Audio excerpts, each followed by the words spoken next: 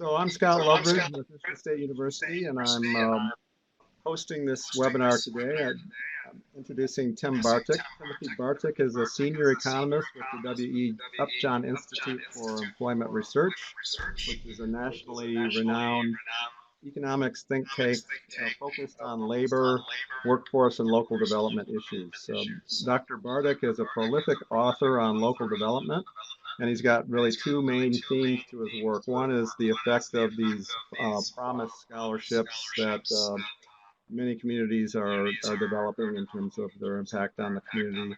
And the other one is economic development incentives. And his 1991 book on the latter topic, which was titled Who Benefits from State and Local Economic Development Policies, is very widely cited. I think it's been cited about 2,500 times. And it's used not just for its conclusions, but also for some of its innovative analytical approaches. So when I heard about Tim's new book, it seemed like a great opportunity for an NCR-CRD webinar. And I'm very pleased that Tim has accepted the invitation to present today. Welcome, Tim. The floor is yours. Well, thank you for inviting me, Scott, and thank you to everyone who is spending some of your very valuable time listening to this. So what I'm going to do today is talk about economic development incentives, and it's based on a book that was just released on October 15th. And you can download a PDF of the book for free from the Upjohn Institute website.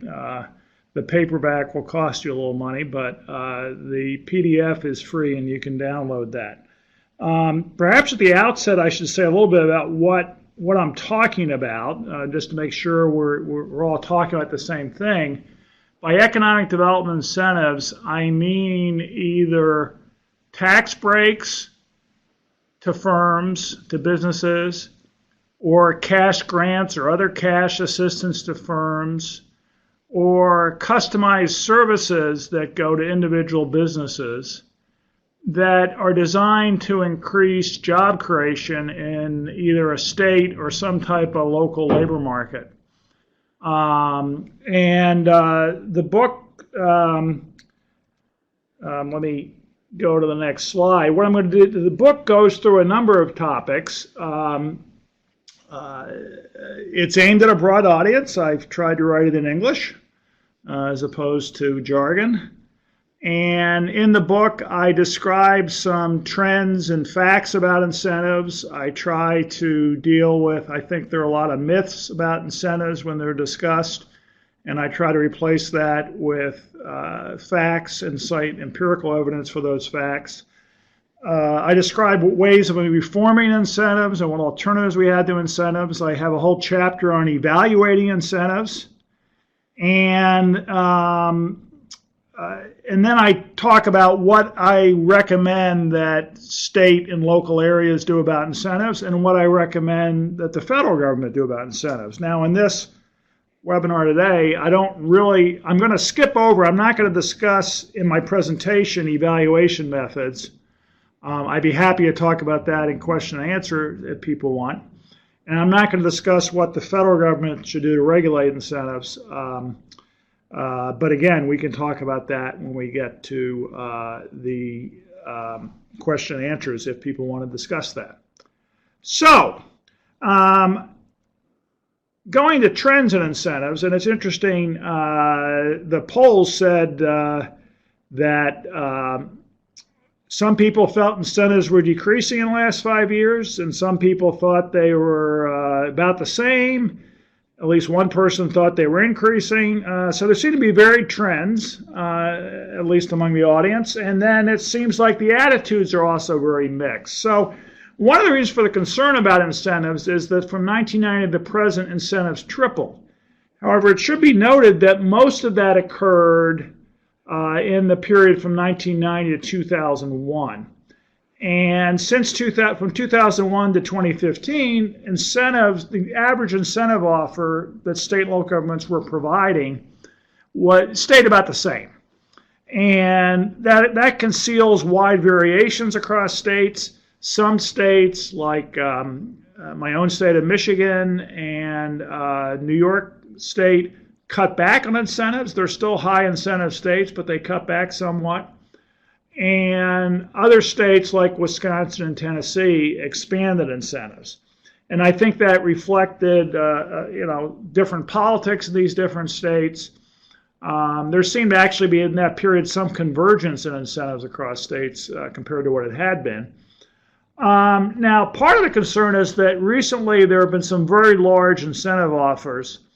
Foxconn was offered an amount in Wisconsin that per job or as a percentage of value added or output or a percentage of wages was roughly 10 times the average incentive offer in the U.S.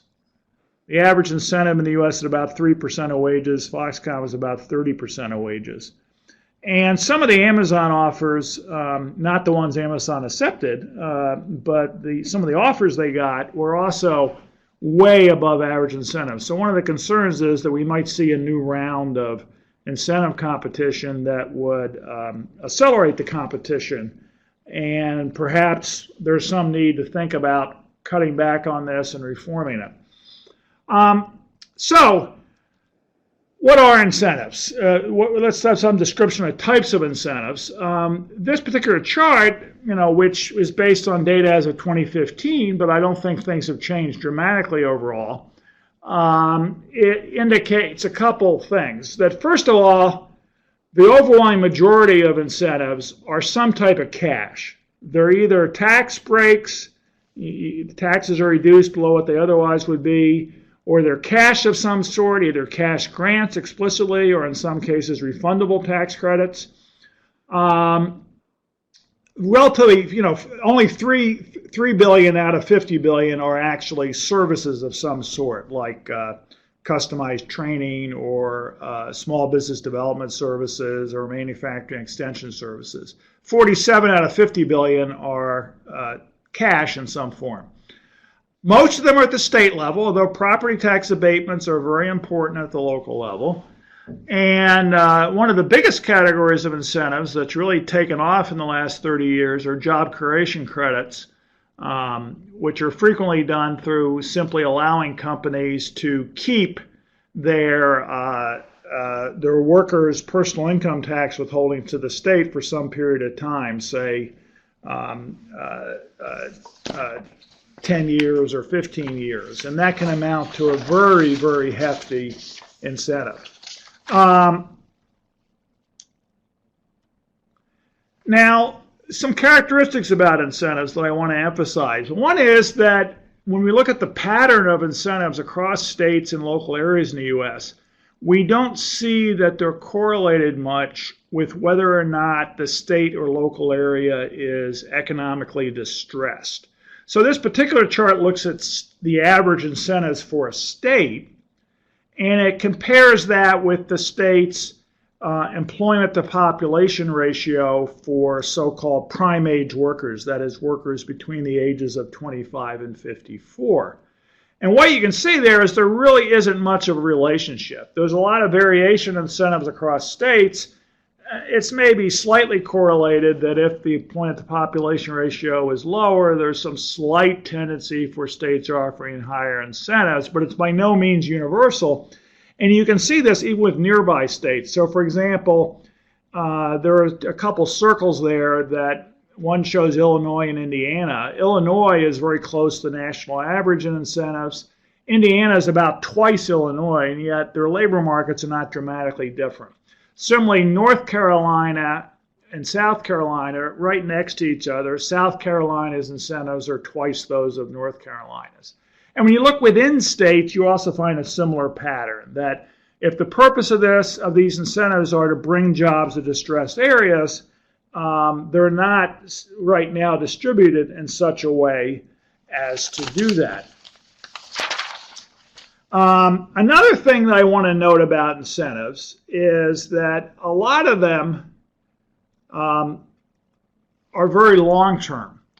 So this shows the time pattern of typical state and local incentives as of different years after the new or expanded facility that's being incented opens up. So incentives are highest in the first year of operation, and they drop quite a bit by the second year. But then they continue at a pretty high level for at least 10 years. And then they drop off after that, although, again, the pattern varies across different states. So pretty much incentives last for a long time. And that's a little troublesome because there's considerable evidence that in making location expansion decisions, as well as other investment decisions, that firms in making those decisions are relatively myopic. That is, they're focused on the short term, on short-term profits, the stock price, and frankly, it's hard to see why a tax break provided in year 10 of the facility's operation will play much role when the person making location decision probably won't be around by then. Now, before I go on to the next things, myths or facts about incentives, Scott, if you guys could put in the poll 3 here, and if people could quickly look at that, and just simply ask you, I'm curious what your perception is when new firms locate in your area, who they tend to hire. Do they tend to hire locally? And if they hire locally, do they bring in, hire the unemployed or hire people already employed? I think actually the poll, let's call the first one employed. The way we did this, we had two things that say unemployed. And let's treat option. I just noticed this little typo. They hire local residents previously were employed. Let me have that be the first option. Option 2 will be unemployed.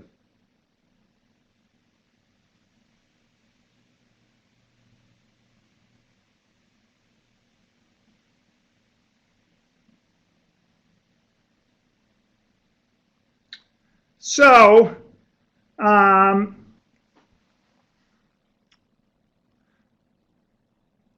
has everyone who wants to vote had a chance to vote?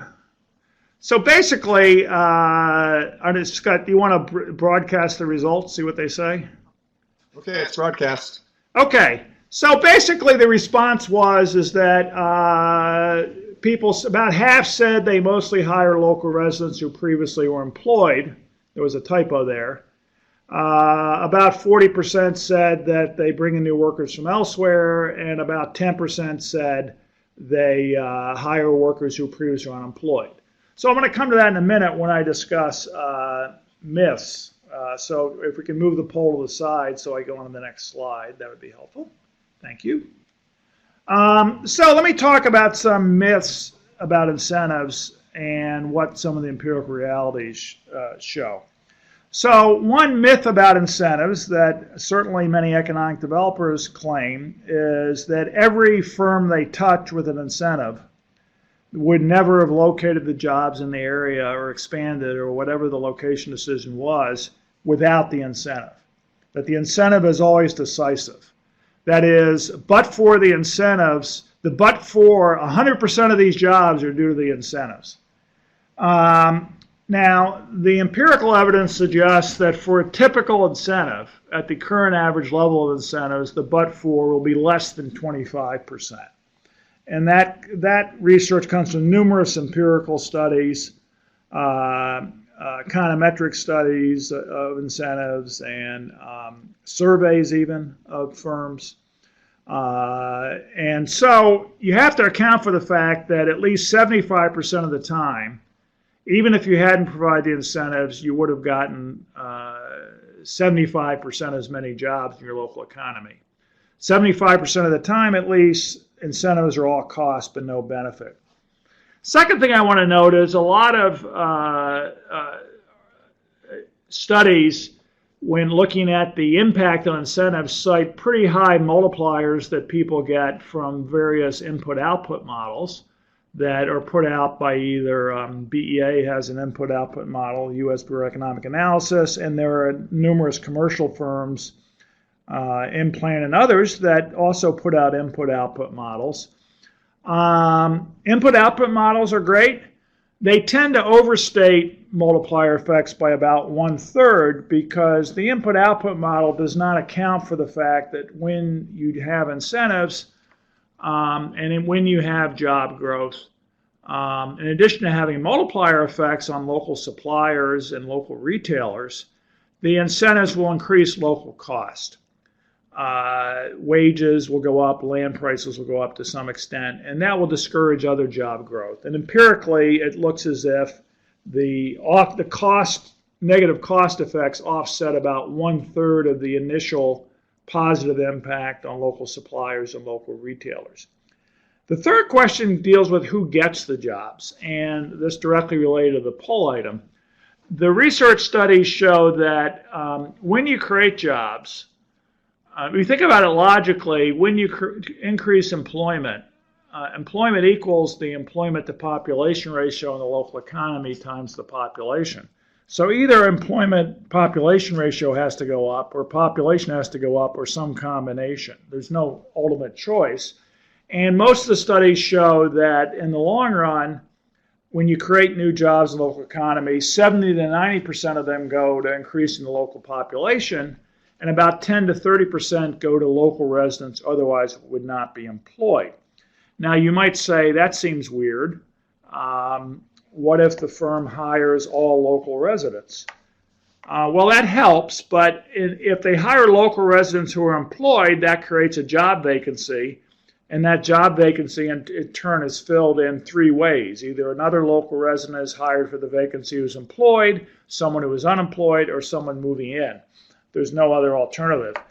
And ultimately, that job vacancy chain is only terminated when either a non-employed person is hired or someone new to the area is hired. There's no other alternative. So that's what the studies show.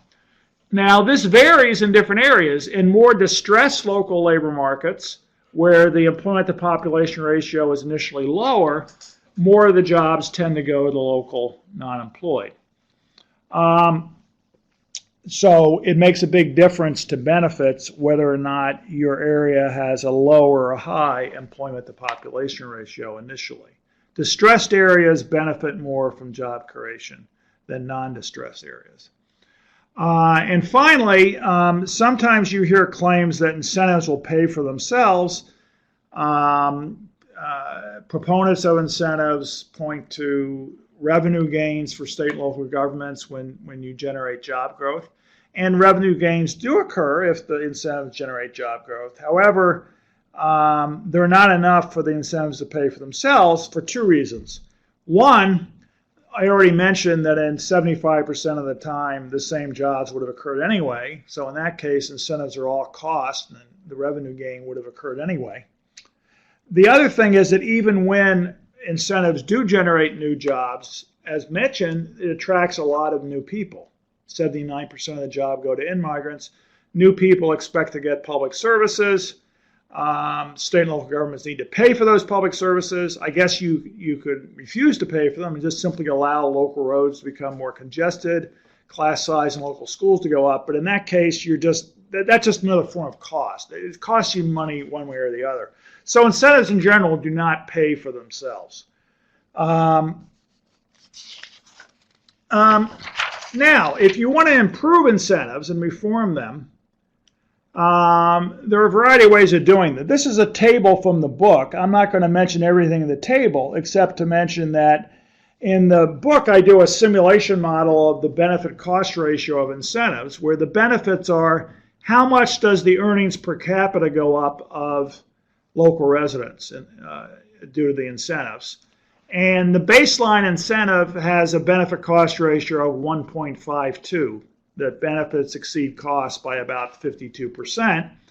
And you can increase that in a number of ways. And one way you can increase it is by targeting at distressed areas. If it's a high unemployment area, the benefit-cost ratio doubles from 1.52 to 3.15. Another way you can increase the benefit-cost ratio of incentives is make them more upfront, because that makes them more salient to business decision makers who are often myopic, and that increases the benefit-cost ratio from 1.5 to over 2. And a final way you can enormously increase incentives, which benefit-cost ratio, is by doing various types of customized business services, which, if they're high quality, can often be far more effective than cash. Okay, could you briefly do the other poll 4?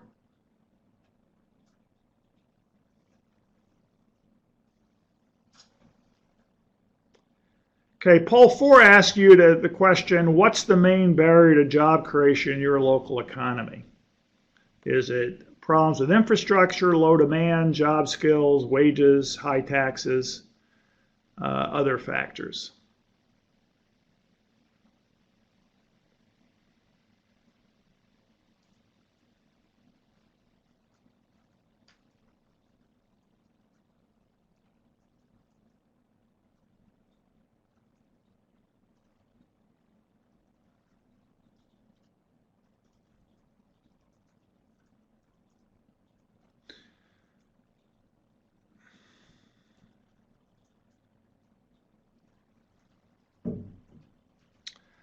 Okay, has everyone had a chance to vote?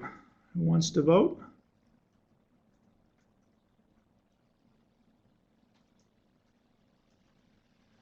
Okay, basically we got a lot of responses about, the main responses we got were problems with infrastructure and problems with job skills. And too high wages or too high taxes did not get many votes. And if we can move the poll to the side, I can talk about the fact that that's true is part of why you can do better than incentives if your goal is job creation. So this is a chart that looks at the annual cost per job year created by different policies. You can cut business taxes overall. You can target it more through business tax incentives. And that does better than simply giving tax breaks to every McDonald's in the state. You can try to focus on higher multiplier incentives where the company has more local supplier links, and that does better. But there are numerous studies showing that things like customized job training, where a local community college will provide trained workers that are customized to the needs of the company, can be far more effective, can create more jobs per dollar than even very high multiplier tax incentives. Manufacturing extension, where there are some folks who help either provide advice to local smaller manufacturers or help broker advice from local college faculty or from private consultants, can be quite effective. Neighborhood development programs can be quite effective, and brownfield redevelopment programs where you try to, in general, land development seems to be quite effective in increasing jobs. And so is improving infrastructure in depressed regions. That can also be very effective. So, I mean, the reality is the impediments to development, it's easy to throw cash at a problem, but in general, you're going to do better in doing job creation, local economy, if you target the problem. So if the problems are job skills, customized job training can help. If the problem is infrastructure, infrastructure can help. Now, of course, you have to do this in a high-quality way. No one is saying that a poorly designed training program that's not well run will do anything. No one is saying a bridge to nowhere will do anything. Now, it's not only possible to do better on job creation. I mean, job creation is a means to an end. We're not trying to do job creation just, job growth is not necessarily good in and of itself. The reason why we like job creation is we hope that it increases employment to population ratios. So it raises earnings per capita by doing that. And we hope it also puts some upward pressure on local real wages. And both of those will increase earnings per capita. Now, you can also increase earnings per capita through policies that may or may not increase job creation, but will certainly boost earnings per capita by attracting better jobs. And a lot of these are skills programs if they're run in a high quality way. And so in the book, I talk about various studies have been done. There are community college workforce education programs. As I said, the average incentive program has a benefit cost ratio in terms of higher earnings, higher present value of earnings to cost of about 1.5. Benefits are about 50% higher than cost. But community college workforce education can have benefits of 8 times cost. place-based college scholarship programs such as the Kalamazoo Promise, where in some place you promise students that if they go to college, it'll somehow be paid for, can have a benefit cost ratio almost 7-to-1. High quality universal preschool, 6-to-1. Improving, spending more in public school can have a benefit cost ratio of 5-to-1. And providing child care during early childhood, if it's high quality, can have a benefit cost ratio of 3-to-1. So there are a lot of skills development programs that are more effective in boosting local per capita earnings than incentives. It doesn't mean incentives shouldn't be used. It does mean that if we want to really deal with the problem of low earnings, we need to do something other than simply throw cash at the problem. So what does this mean for an ideal state incentive policy? So in general, what we're currently doing is not very well targeted. I think we should be targeting more of the money at distressed counties, which includes many rural counties, and also at high-tech counties, which may not include as many rural counties, but potentially there are higher multipliers in high-tech centers. We currently are devoting, as I mentioned, about $50 billion in annual cost to this. I would cut it in half from what we currently have. We currently are spending most of that money on tax incentives. I would spend a lot more money on customized services to small and medium-sized businesses, such as customized job training, manufacturing extensions, small business development, business incubators. Property tax abatements. If you're trying to help distressed counties, why the counties should be doing a lot of property tax abatements is beyond me. The state should be paying for it. Long-term incentives. I would cut the term of incentives to no more than 3 years. Because upfront incentives are more effective, I would have some kind of clawback so that in the case the company leaves, you can recover the funds. And I would cut the average tax incentive. And then I think there needs to be some budget for these things. I mean, currently sometimes there's simply no state budget for these things. States act as if there's no cost to these things. That's not the case. You need to make these things part of your state business tax budget. And of course, you know, another thing that's not listed in this table, if we cut the overall cost from $50 billion to $25 billion, that frees up $25 billion that we can use on things like infrastructure and improving public schools and other purposes that might, in fact, be more effective in boosting earnings per capita.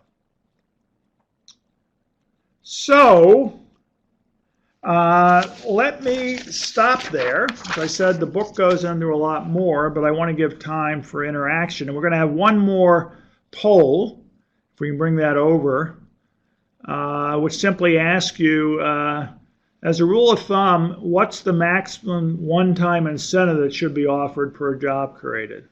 So you can type in any answer you want to, from $1 to, I guess, $1 billion.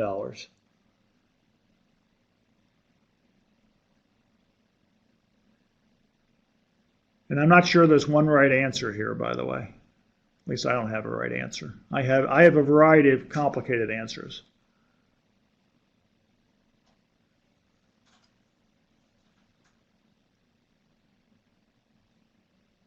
I'm curious what the answers are, although I guess that gives it away what people.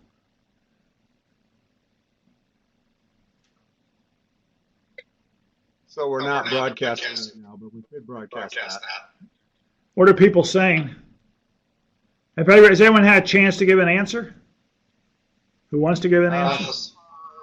We got 6 answers so far.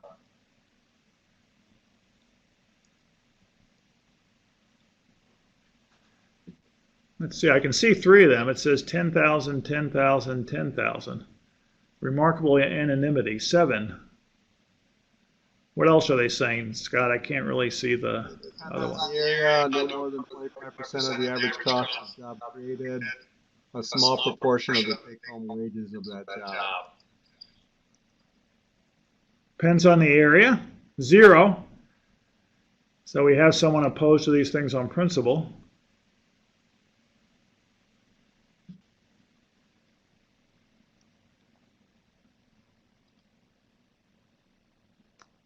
Okay. 15,000. 15,000.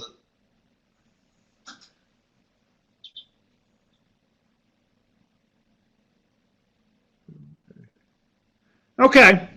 Why don't we stop there? We have 9. What do the other answers say?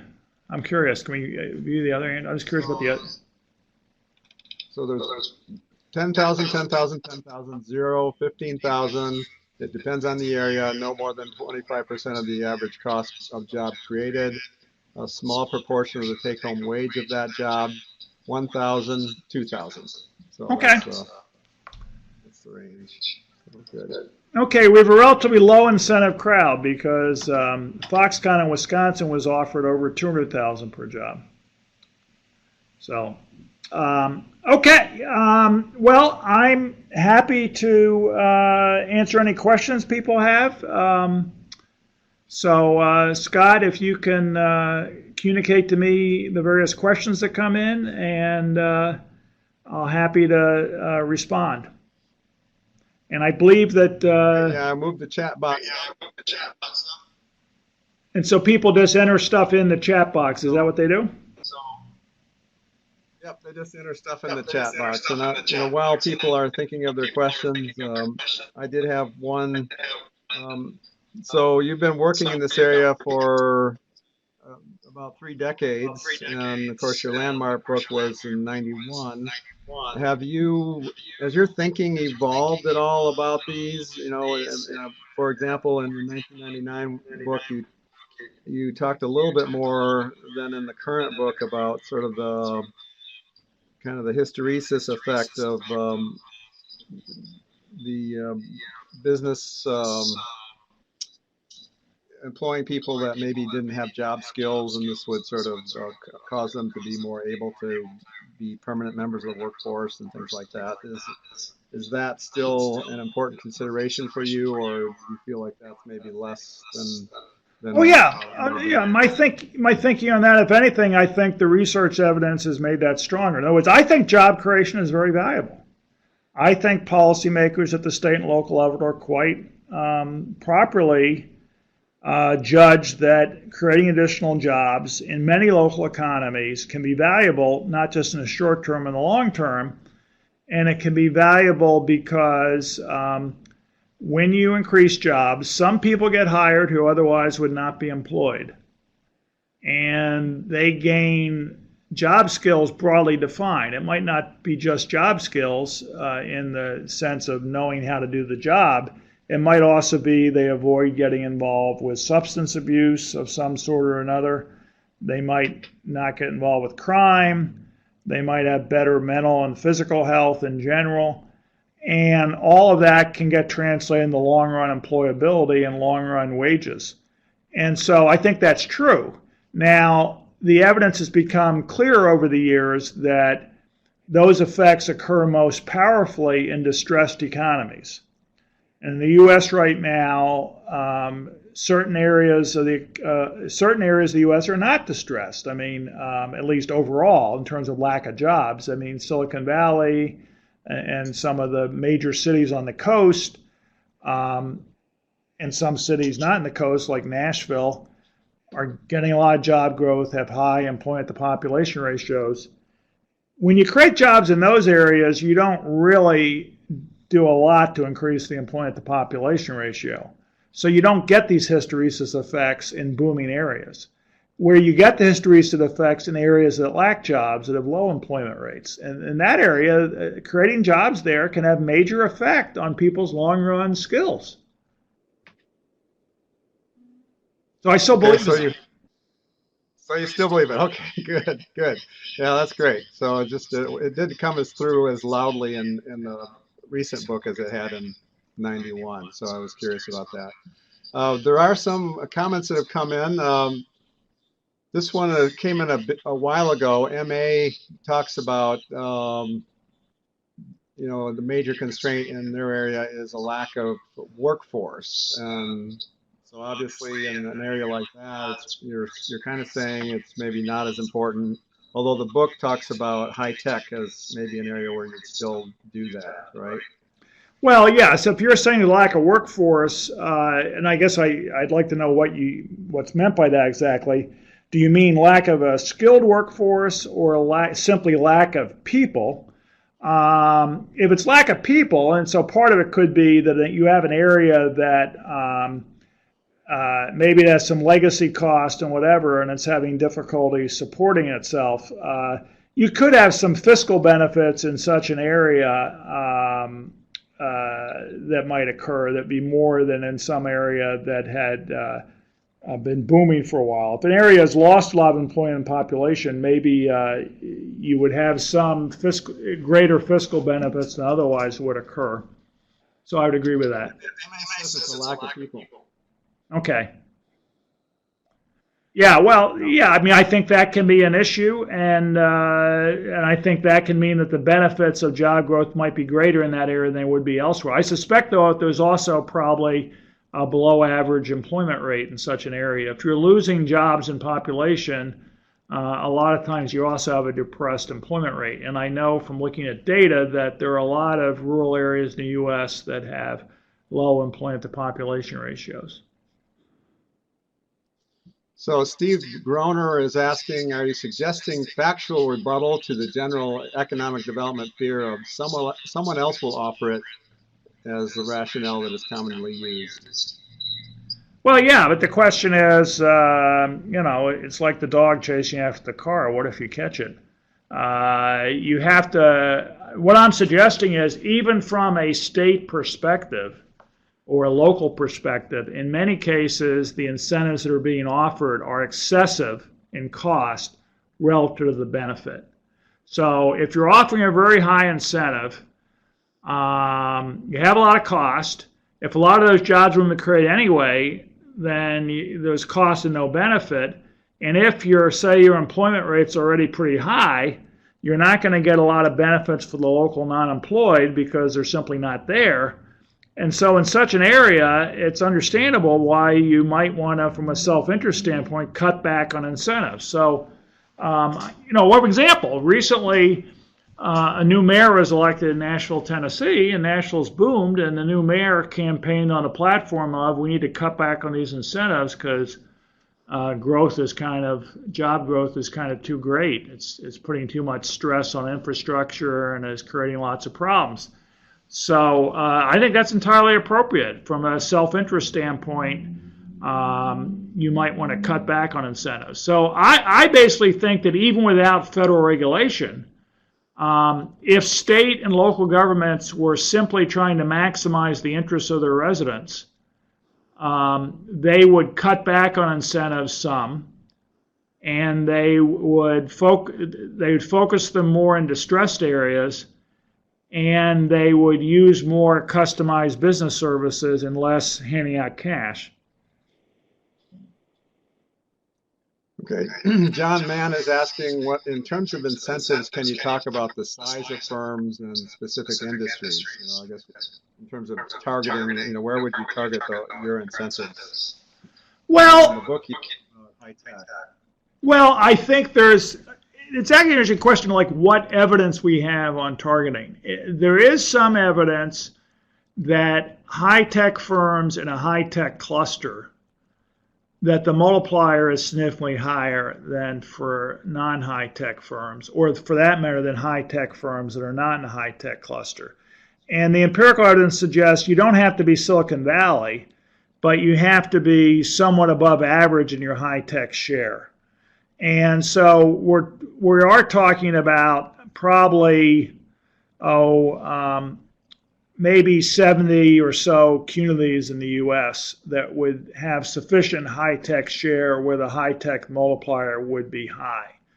And those would tend mostly to be larger communities. So certainly Denver and Minneapolis, St. Paul, and Madison, Wisconsin, and a variety of areas, Kalamazoo, Grand Rapids. I think on the whole, the U.S. would be wise to try to diversify its high-tech sector beyond Silicon Valley and Boston to additional high-tech centers around the country. Now, conceivably, that could have benefits for rural areas that are adjacent to those high-tech centers. So it might have some impact on rural Wisconsin or rural Minnesota.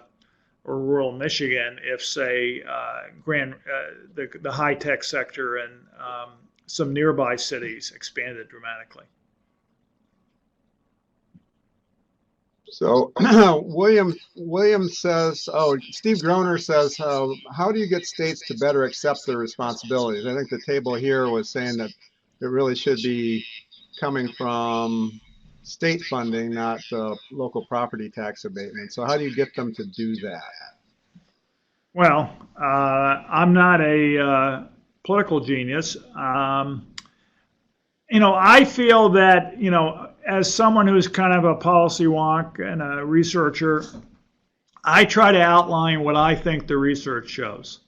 And I try to distribute that both in more technical publications, and I try to write things in English, and I try to talk to legislators and testify before committees and communicate to staff of legislators and to various interest groups and policy groups what I think is going on. And you can try to influence the policy debate. I think you need people need to be talking about the fact that some of these incentives are excessive and they're not targeted at distress areas, and that there is a huge national interest.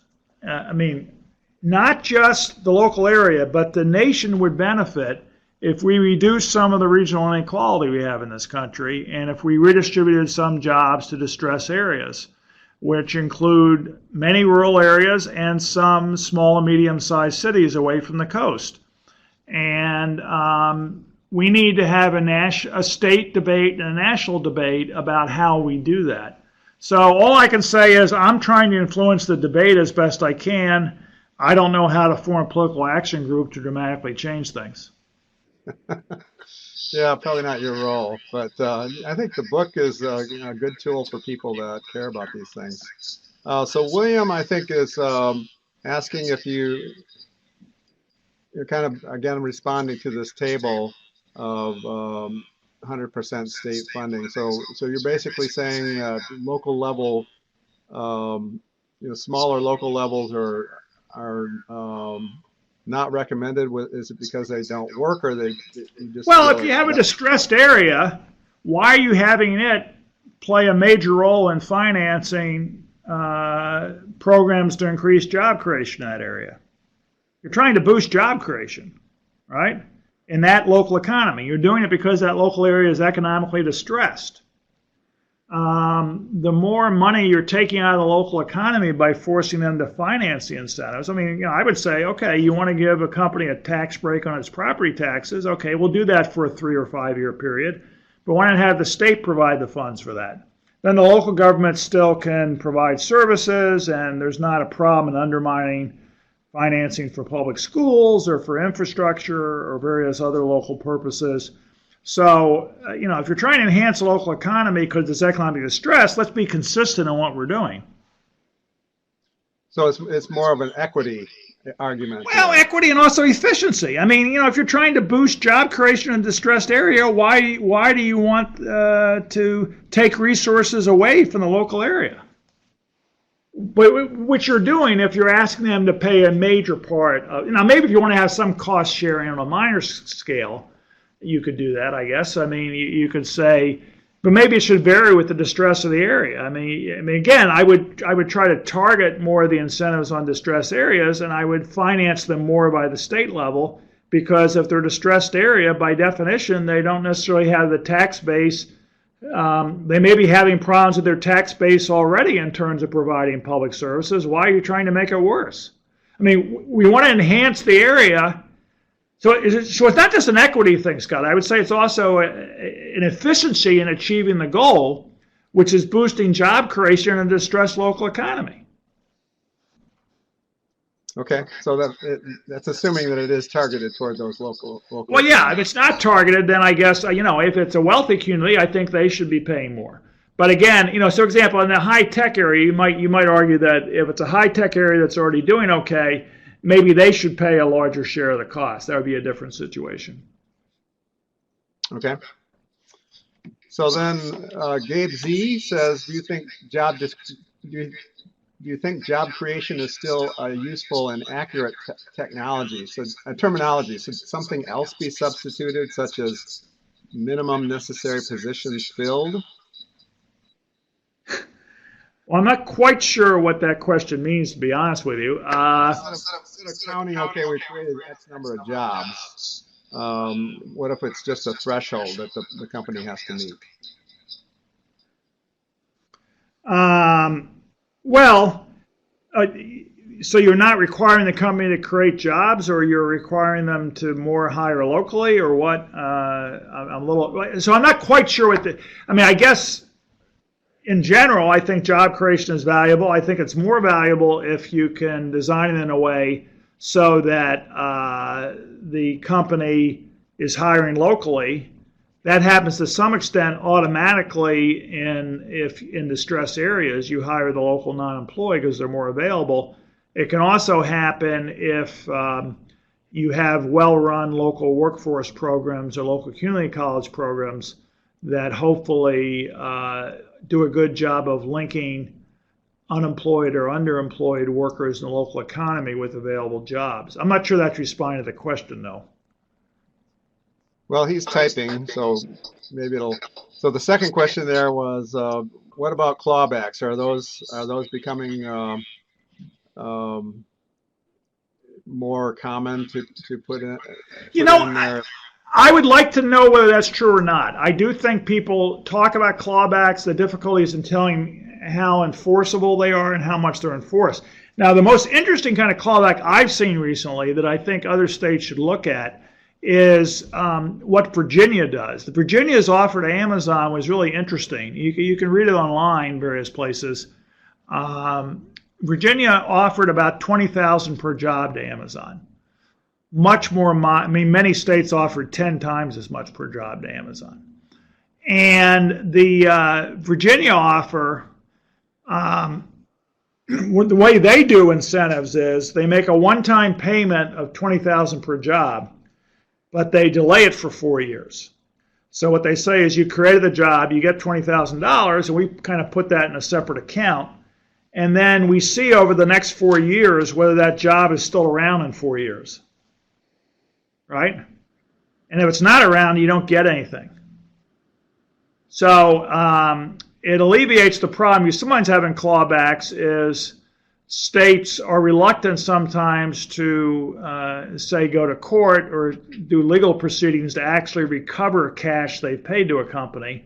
And of course, if the company has gone bankrupt, then that may be exceedingly difficult. So the Virginia approach makes sure that the jobs are maintained for at least 4 years through delaying the payment. So it's essentially the maximum of the jobs initially created. It's the minimum of the jobs initially created or the jobs are still around in 4 years times $20,000 per job. So I think that's an interesting approach that would in some sense result in a much easier to enforce type of clawback.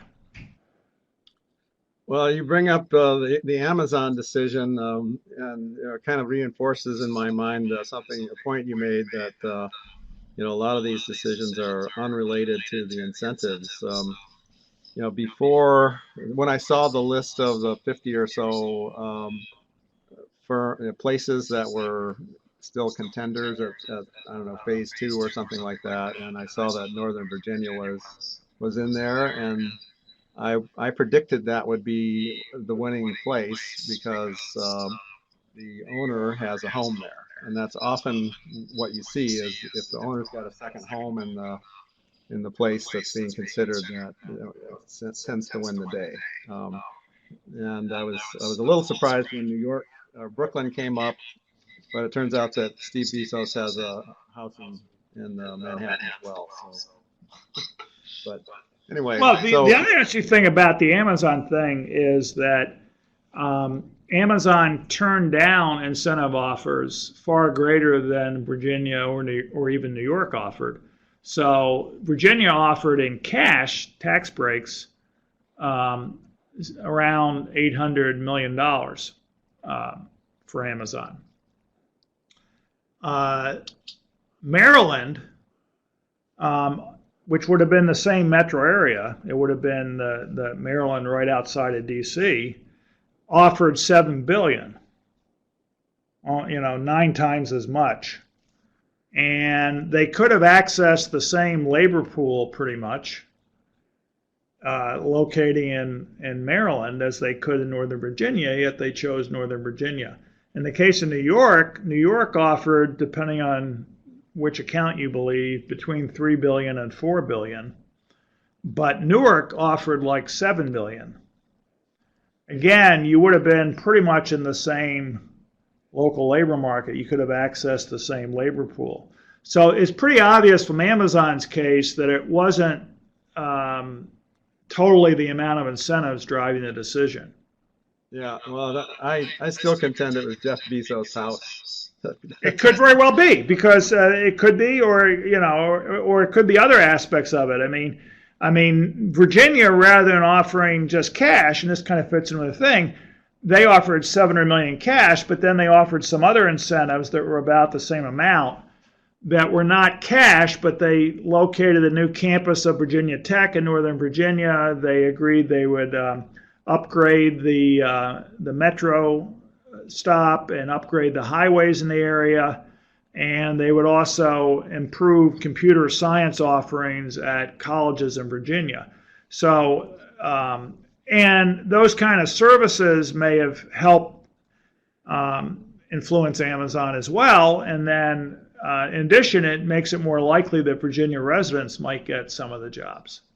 Sure. So Gabe Z clarified a little bit. It says job creation seems to be used as a marketing tool to get incentives, but the subsequent number of jobs are often much lower and pay less. It seems like it would be more useful to start off looking at the bare minimum number of positions the company needs to hire versus a pie-in-the-sky number. Oh, well, I don't think you should pay incentives until the jobs are actually created, and until and if you pay them, you should have standards for what wages are being paid and that kind of thing. And I think also, as I said, I think more incentives should be less cash. If you do customized job training with the company, that reduces the firm's cost of training, and it also allows greater likelihood that local residents will fill the jobs, particularly unemployed or underemployed local residents, because if the local community college is doing a good job of the local workforce system, that should result in greater opportunities for people who are perhaps more economically disadvantaged. All right, great. Well, I'm not seeing anybody else typing, and so we're coming to the end of our hour. I really appreciate the talk, and we need to get the book link up there. I don't know if that's working or not, but if people click on that, does it? Okay, so if you click on that, book details words there, it'll take your browser straight to the PDF link to the book, and you can download the book for free today, which is an amazing offer from the Upjohn Institute and Dr. Bartik. Right, and I'd like to thank Scott for arranging this and doing the interview, and I'd like to thank everyone who was involved in doing the technical support to make this possible. And of course, I'd like to thank all of you for your time, and I'd like to thank you for all the work you're doing, because I know I know you guys are doing a lot of very valuable work in numerous communities around the country, and I appreciate it. I'm glad you're doing it, and I always feel I learn when I talk to people doing local economic and community development about what some of the challenges are they face. And anyway, and I hope the book is at least somewhat helpful to you in your work. Well, yeah, I think a lot of people will enjoy this, and I'm sure people will be referring back to the recording as well. And we do have the webinar evaluation up, so if people could fill that out before you leave us, we would appreciate it. Okay, thanks everybody.